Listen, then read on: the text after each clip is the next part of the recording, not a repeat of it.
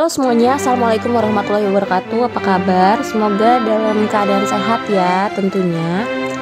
Dan pada video kali ini kita masih membahas nih tema yang sama, masih lanjutan dengan video yang kemarin, yaitu tentang litosfer. Dan bedanya kali ini video kita akan membahas materi tentang vulkanisme dan pengaruhnya terhadap kehidupan. Dan sebelum lanjut ke pembahasan, apa sih tujuan dari pembelajaran kita pada hari ini? Nah, tujuan dari video pembelajaran ini adalah setelah kalian mempelajari video ini, diharapkan kalian mampu mengidentifikasi vulkanisme dan menganalisis pengaruhnya terhadap kehidupan. Nah, langsung kita bahas nih. Yang pertama kita akan membahas mengenai vulkanisme dan pengaruhnya terhadap kehidupan.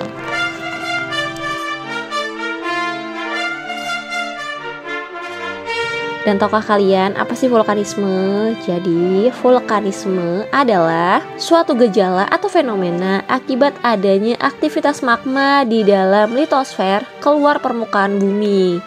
Dan vulkanisme ini tidak hanya terkait dengan pembentukan gunung api saja ya, tetapi juga mempengaruhi gejala geosfer lainnya. Dan ini adalah salah satu ilustrasi dari intruksi magma.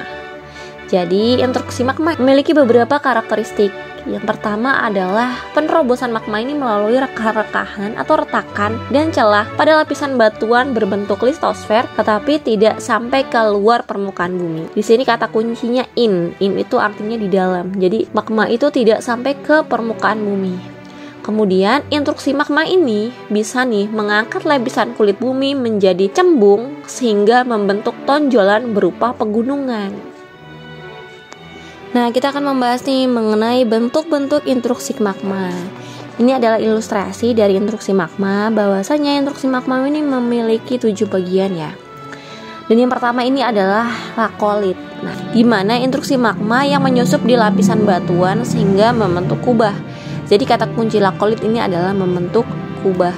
Nah, yang kedua ini adalah intruksi gang kecil. Jadi intruksi gang kecil ini adalah intruksi magma atau intruksi gang dengan ukuran yang kecil.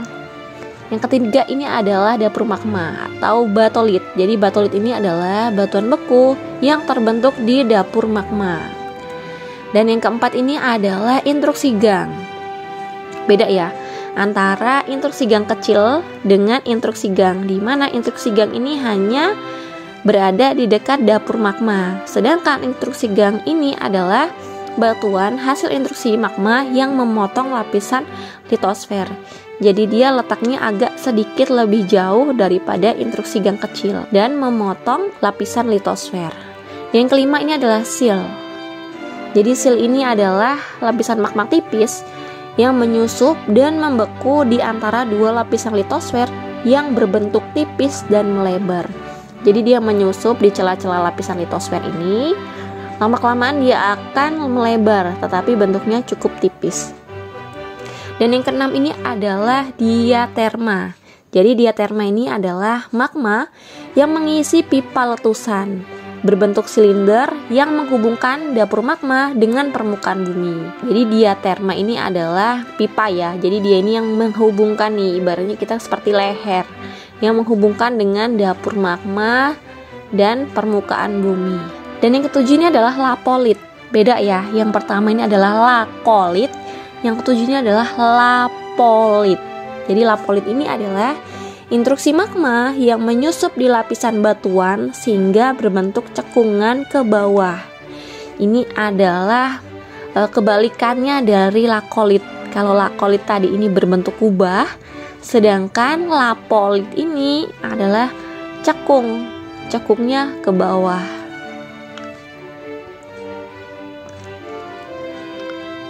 Nah, kemudian kita akan membahas tentang ekstruksi. Tadi kan sudah membahas intruksi ya, jadi kita membahas ekstrusi.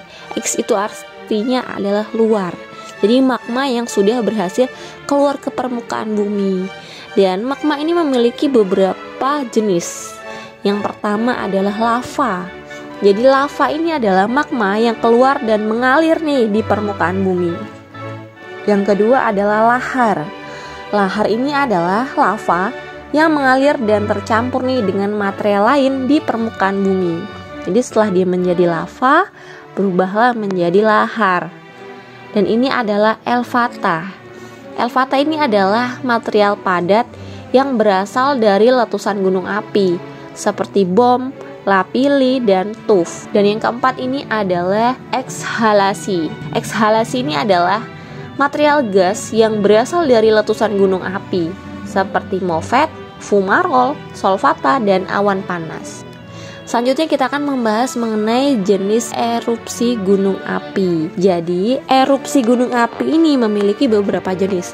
Yang pertama adalah erupsi eksplosif. Adalah erupsi yang berupa ledakan yang mengeluarkan benda-benda padat seperti bom, lapilli, dan kerikil. Erupsi ini terjadi karena dapur magma dalam dan gasnya bersifat asam. Sedangkan yang kedua adalah erupsi efusif. Dan ini kebalikan dari eksplosif, di mana erupsi ini adalah erupsi yang berupa lelehan lava yang keluar melalui rekahan-rekahan gunung api. Tahukah kalian bahwasanya gunung api yang tersebar di seluruh dunia atau di Indonesia saja nih memiliki beberapa bentuk, dan berdasarkan dengan sifat erupsi dan material yang dikeluarkan, gunung api ini memiliki beberapa bentuk. Yang pertama adalah gunung api strato, di mana gunung api ini adalah gunung api yang terbentuk karena material letusan gunung api merupakan campuran antara erupsi efusif dan eksplosif. Jadi kan efusif ini lava, sedangkan eksplosif ini bom dan material-material padat lainnya. Contohnya nih di Indonesia sendiri nih, seperti gunung yang ada di Sumatera, Jawa, Bali, dan Nusa Tenggara. Yang kedua adalah gunung api Mar. Gunung api ini terbentuk karena adanya letusan eksplosif dari dapur magma yang relatif kecil atau dangkal. Jadi dapur magma ini kecil dan dangkal. Contohnya di Indonesia seperti Gunung Bromo dan Gunung Tangkupan Perahu. Yang ketiga adalah gunung api Perisai. Jadi gunung api Perisai ini adalah gunung api yang terbentuk karena magma yang keluar dari dapur magma bersifat cair. Dan untuk tipe gunung api Perisai ini di Indonesia ini tidak ada, tapi di negara lain ada. Contohnya seperti Gunung Mauna Loa, Hawaii, dan Amerika Serikat. Nah, kemudian kita akan membahas nih mengenai jenis gunung berapi berdasarkan dengan tipe letusan. Dan yang pertama ada nih tipe Hawaii, di mana gunung api ini memiliki skala letusan yang relatif kecil, tetapi intensitasnya cukup tinggi nih. Lava yang keluar dari kawah ini bersifat cair. Selanjutnya adalah jenis gunung berapi berdasarkan tipe letusan. Yang selanjutnya adalah tipe Saint Vincent, di mana gunung api ini adalah gunung api yang memiliki skala letusannya relatif sedang, tetapi intensitasnya cukup tinggi.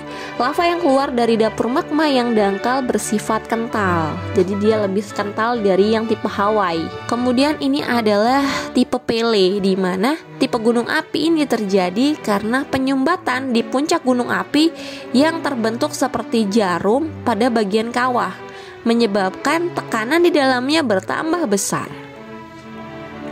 Dan yang ini adalah tipe Stromboli, di mana memiliki interval waktu letusan hampir sama yang tetapi terus-menerus dan mengeluarkan elvata dan material padat. Dan ini adalah tipe Peret atau Plinian, di mana tipe ini mengeluarkan material yang dapat menghancurkan puncak gunung sehingga meruntuhkan dinding kawah dan membentuk kaldera. Dan ciri letusan tipe ini adalah terdapat gas yang sangat tinggi hingga 80 km dan ujungnya terlihat awan yang menggumpal.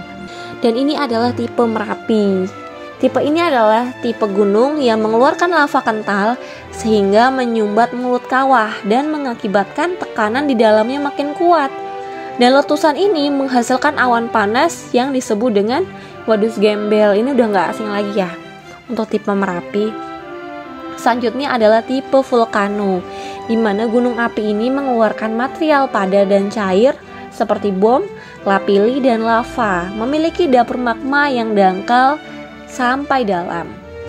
Dan ini adalah ilustrasi dari Ring of Fire, di mana Indonesia hampir seluruhnya, bahkan seluruhnya ini adalah gunung api. Dan kenapa kok Indonesia masuk ke Ring of Fire? Hal tersebut pertama karena Indonesia ini memiliki sekitar 127 gunung berapi, dampak dari Ring of Fire ini. Dan semua gunung api ini tersebar nih dari mulai Sumatera, Jawa, hingga di wilayah timur. Kemudian kita akan membahas nih mengenai dampak dari vulkanisme. Kita akan membahas dampak positifnya dulu nih dari vulkanisme. Yang pertama, tahukah kalian bahwasanya abu vulkanik ini menyebabkan tanah di sekitarnya menjadi subur, kemudian menghasilkan bahan galian berupa tambang mineral dan galian lainnya, hingga bentuk muka bumi hasil vulkanisme ini dapat dijadikan sebagai tempat destinasi wisata alam.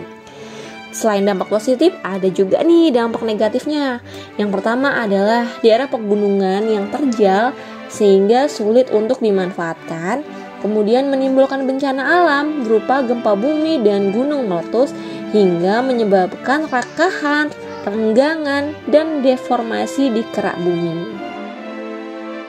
Nah, kita akan membahas nih apa saja yang bisa kita lakukan atau mitigasi bencana gunung meletus. Dan yang sebelum terjadi, apa saja yang bisa kita lakukan? Yang pertama, kita harus memantau nih secara intens kegiatan gunung. Apakah gunung itu kira-kira mau meletus atau tidak? Itu pasti memiliki beberapa ciri-ciri.